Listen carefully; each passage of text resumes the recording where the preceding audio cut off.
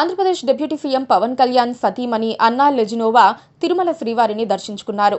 కుమారుడు మార్క్ శంకర్ సింగపూర్లో జరిగిన అగ్ని ప్రమాదంలో అతిపెద్ద విపత్తు నుంచి బయటపడ్డారు. దీంతో ఆమె మొక్కులు చెల్లించుకునేందుకు తిరుమల వెళ్లారు.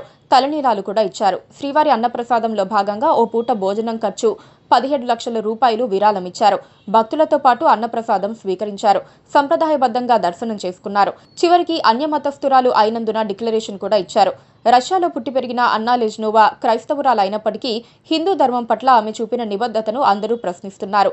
అందరూ వరకు బాగున్నా ఈ విషయంలో అసలు చిక్కులు జగన్ కు వస్తున్నాయి. అందరూ జగన్ ను ఆమెతో పోలుస్తున్నారు. జగన్ కూడా క్రిస్టియనే. అయితే ఓట్ల కోసమో రాజకీయం కోసమో కానీ తన మతాన్ని అంగీకరించరు. ఆయన క్రైస్తవ మతాన్ని పాటిస్తారని అందరికీ తెలుసు. కానీ తాను హిందువునని పరోక్షంగా అందరూ చెప్పుకోవాలన్నట్లుగా ఆయన తీరుంటుంది. తాము హిందువులమని నమ్మించడానికి అనేక ప్రయత్నాలు చేస్తూ ఉంటారు. ఇటీవల కల్తీ నెయ్యి వ్యవహారం జరిగినప్పుడు జగన్మోహన్ రెడ్డి తిరుమలకు వెళ్లాలనుకున్నారు. అక్కడ ఆయన డిక్లరేషన్ ఇవ్వాల్సి వస్తుందన్న కారణంగా ఆగిపోయారు. అప్పుడు చాలా విమర్శలు వచ్చాయి. జగన్మోహన్ రెడ్డి తన సతీమణితో కలిసి ఎప్పుడూ హిందూ పండుగల్లో పాల్గొనలేదు. ఇంటి ముందు సెట్టింగులు వేసుకుని పండుగలు జరుపుకుని విమర్శల పాలయ్యారు.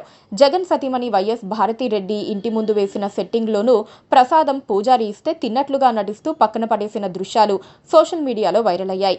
ప్రసాదం కూడా తినకుండా తాము హిందుత్వాన్ని ఆచరిస్తామని నమ్మించేందుకు మోసం చేసేందుకు ప్రయత్నిస్తున్న వారికి అన్నా లెజినోవా చర్యలు సిగ్గుతో తలదించుకునేలా చేస్తాయని జన సైనికులు అంటున్నారు.